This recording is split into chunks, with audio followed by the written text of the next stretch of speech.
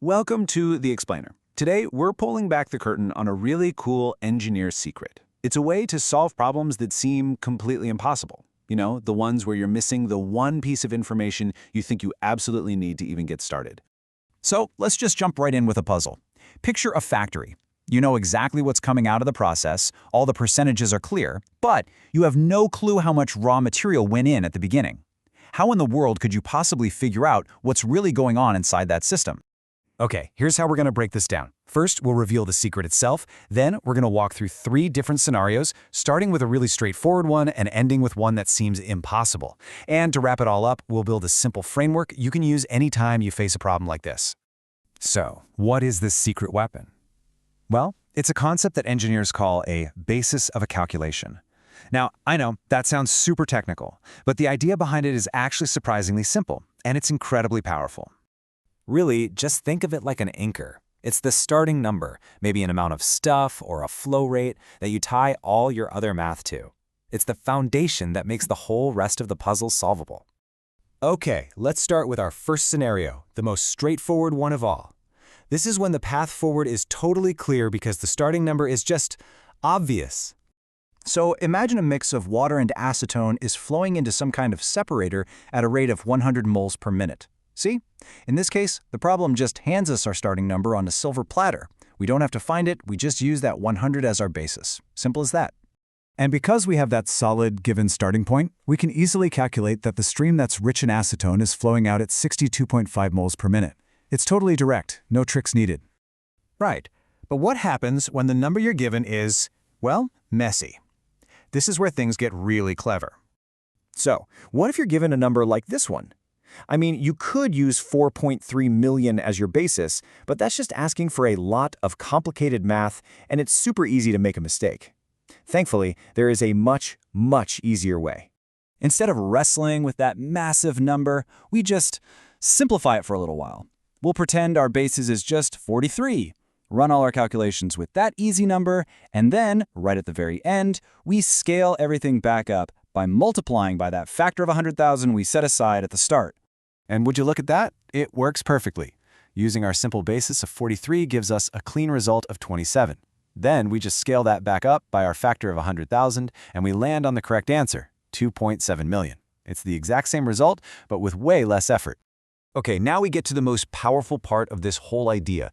What on earth do you do when there's no starting number given to you at all? This is where the real magic happens. The answer is, you just assume 1. You can literally pick a convenient number out of thin air to get started.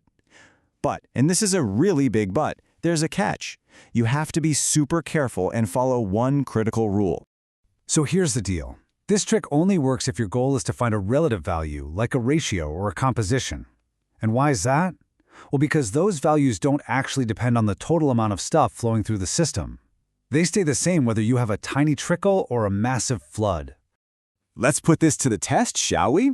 We'll go back to our very first problem, but this time, we don't care about the exact flow rate. We just want to find the ratio of the acetone-rich stream to the water-rich one.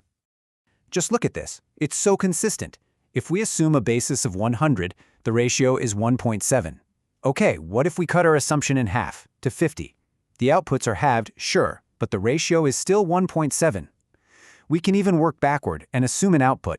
And guess what? The ratio doesn't change. The answer is totally independent of whatever number we pick.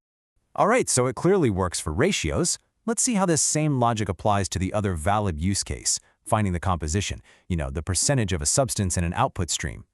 So here's a new problem.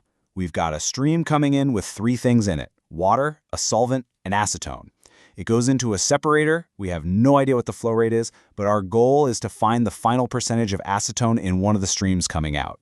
Since our goal is a composition, which is a relative value, we can totally assume a basis. And you know what? Let's pick a nice round number like 100. It just makes the math easier. This gives us that solid starting point we need to figure out how everything is behaving in the system. And bam, there's our answer, a mole fraction of 0.098, which is just 9.8% acetone. And just like we saw with the ratio, this final composition would be the exact same whether we had assumed our input was 50 or 200 or any other number. The percentage doesn't change. So, we've walked through the 3 key scenarios. Let's pull this all together now into a simple, really powerful decision-making framework that you can remember and use. This right here is the key takeaway. Next time you face one of these problems, just run through this little checklist. Is an easy number given? Great, use it. Is a difficult number given? No problem, just simplify it. Do your math, and then scale the answer back up at the end.